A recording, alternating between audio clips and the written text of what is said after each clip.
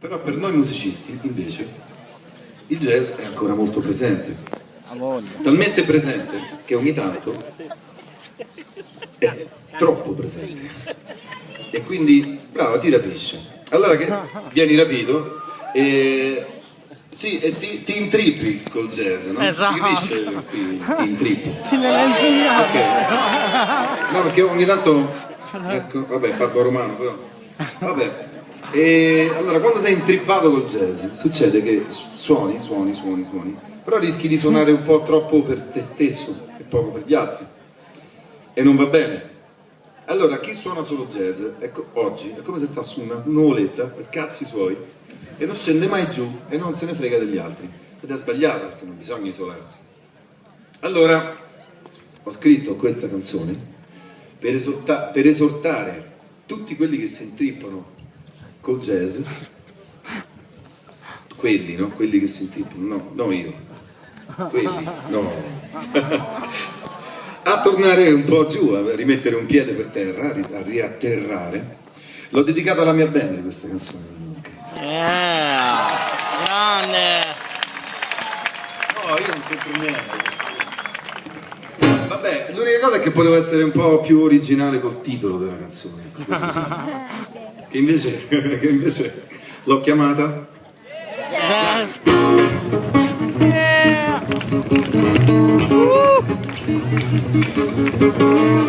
a volta di pensare sempre cielo e mare, ho rovinato tutti i miei pensieri più belli. L'autonomia di fare, di parlare, ragionare, ho rovinato anche i miei capelli. E poi controllavo dal datore di ragionamenti miei, andavo non so dove. Ed era meglio pensavo, far canzoni nuove. Il secondo volte non si fa vedere, si nasconde, non lo vedi ma c'è. È assimilato per programma basilare, si è infilato nella scheda che è in te. E noi facciamo tutto per poterti rilassare, allora eccoci al mare perché questa stanotte non potrò pensare, dormirò da te. Sì, questo è jazz, vediamo come si chiama. Sì, questo è jazz, ma solo per una volta a settimana, non di più, perché è jazz, nessuno stress.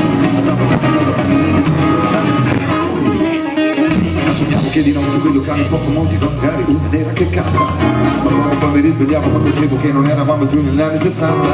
Sarà che mi rilassa questo suono affascinante che comunque ancora poi è diverso. Sarà il tutto che si faccia, solo tempo perso. Sì, questo è jazz, che altrimenti non si chiama. Sì, questo è jazz, ma solo 2 o 3 volte a settimana e non di più. Questo è jazz, ragazzi non lo stress. Vai!